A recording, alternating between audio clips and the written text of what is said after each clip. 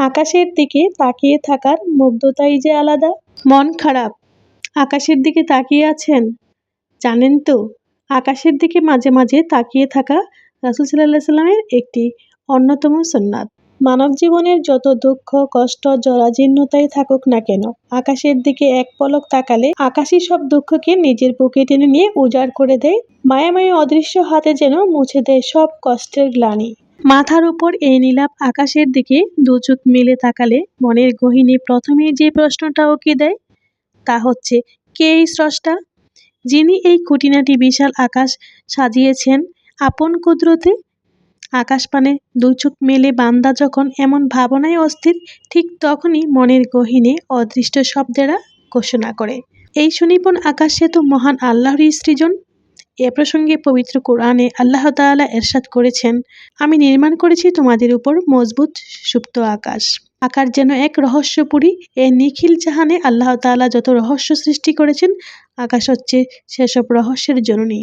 এ রহস্যের শেষ কোথায় তা শুধু আল্লাহ তাআলাই ভালো জানেন। আকাশ কিন্তু রহস্য দিয়েই ছাওয়া নয়। আকাশে রয়েছে অনন্য সৌন্দর্য, যে সৌন্দর্য বিমুগ্ধতায় আচ্ছন্ন করে উদাসী চিত্তকে। আকাশ মানেই মেঘেদের অবাধ বিচরণ, শুধু মেঘ আর মেঘ।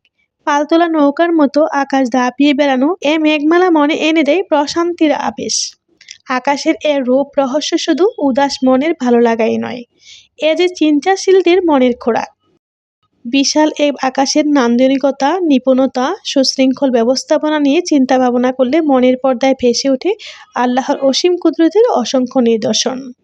এতে ঈমানদারের ঈমান হয় দৃঢ় ও সতেজ। এ প্রসঙ্গে আল্লাহ তাআলা ইরশাদ করেছেন, নিশ্চয়ই নবমণ্ডল ও ভূমণ্ডলের সৃজনে এবং দিন-রাতের পরিবর্তনে সুস্পষ্ট নিদর্শন রয়েছে জ্ঞানীদের জন্য। আমি চেষ্টা করি প্রতিদিনই সকালবেলা উঠে ছাদে গিয়ে কিছুক্ষণ আকাশটা দেখি, তারপর ছাদের গাছগুলিতে পানি দেই। ছাদ থেকে আজকে কয়েকটি ফুলও তুলে নিয়ে এসেছি। তারপর ছোট্ট একটি কাপে পানির মধ্যে ফুলগুলো সতেজ রাখার জন্য রেখে দিয়েছি। তারপর অফ ক্যামেরায় ঘরে অন্যান্য কাজগুলো করে নিয়েছি। সকালে নাস্তা করেছি, সবকিছু আর শেয়ার করলাম না। তো দুপুরে কী রান্না করেছি, দুপুরে ছিল নতুন আলু, সিম সহযোগে মাছ দিয়ে ঝোল, ডাল আর সবজি। একদম সিম্পল রান্না বান্না ছিল, আর শেয়ারও করলাম না রান্নাগুলো। আজকের এই ছোট্ট ভিডিওটির কোনো একটি অংশ যদি এতটুকু ভালো লেগে থাকে, প্লিজ আপনাদের সুন্দর সুন্দর ভালোবাসা ও উৎসাহমূলক কমেন্ট করে আমাকে আরও বেশি উৎসাহিত করবেন পরবর্তীতে সুন্দর কোনো কন্টেন্ট তৈরি করার জন্য। আবারও কথা হবে সুন্দর একটি ভিডিওতে। ততক্ষণ ভালো থাকুন, সুস্থ থাকুন। আমার পরিবারের জন্য দোয়া করবেন। আপনাদের সকলের জন্য দোয়া রইল। আল্লাহ হাফিজ।